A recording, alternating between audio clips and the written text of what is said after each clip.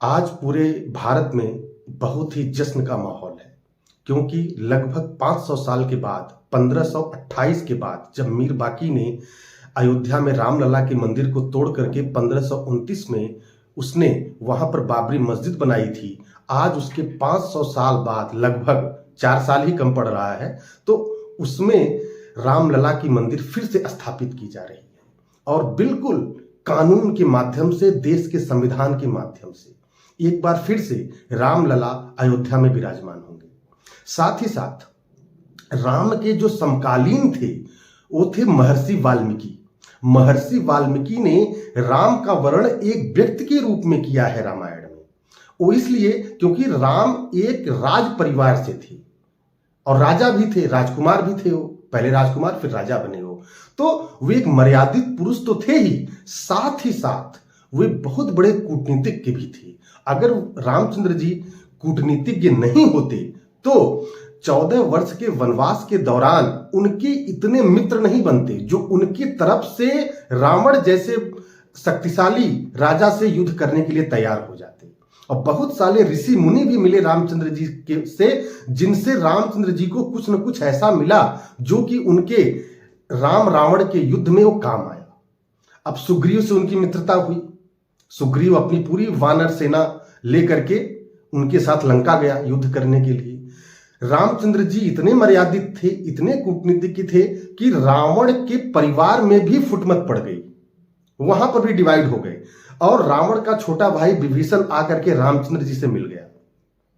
राम भक्ति अपनी जगह पर हो अलग बात है, लेकिन कभी भी किसी भी सिचुएशन में आज भी दुनिया भर में कोई भी व्यक्ति अपने घर में विभीषण नाम अपने घर के बच्चों का नहीं रखता है।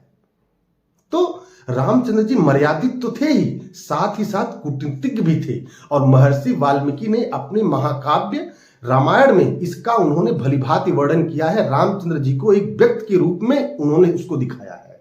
लेकिन इसके विपरीत गोस्वामी तुलसीदास जो कि रामचरितमानस नाम का महाकाव्य लिखे, ये आज से 500-600 साल पहले लिखा गया। उस समय भारत में मुगलों का शासन था, मुसलमान थे, हिंदुओं का धर्म परिवर्तन हो रहा था मुसलमानों में, इस्लाम में।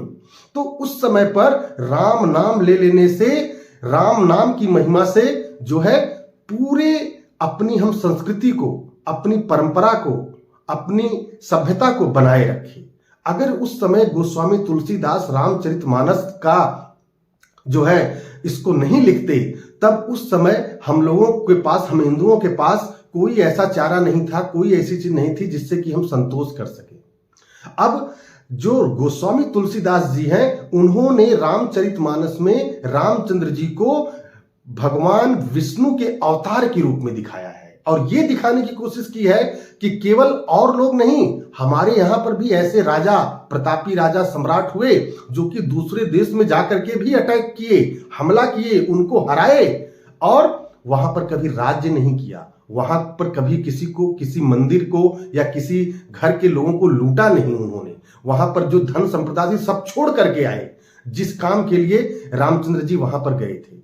तो इस चीज को हमें समझने की जरूरत है कि रामचरितमानस एक राम बाण का काम किया हिंदुओं के लिए। जब पूरे हिंदुस्तान में लगभग अगर राजस्थान के कुछ इलाकों को छोड़ दिया जाए तो हर जगह पर मुस्लिमों का ही शासन था और हिंदू बहुत तेजी से धर्म परिवर्तन हो रहा था मुस्लिम के प्रति। तो ये चीज हमें समझने की जरूरत है कि रामचंद्र जी का वर्णन महर्षि वाल्मीकि ने रामायण में एक व्यक्ति के रूप में किया था, एक कूटनीतिज्ञ व्यक्ति के रूप में किया था।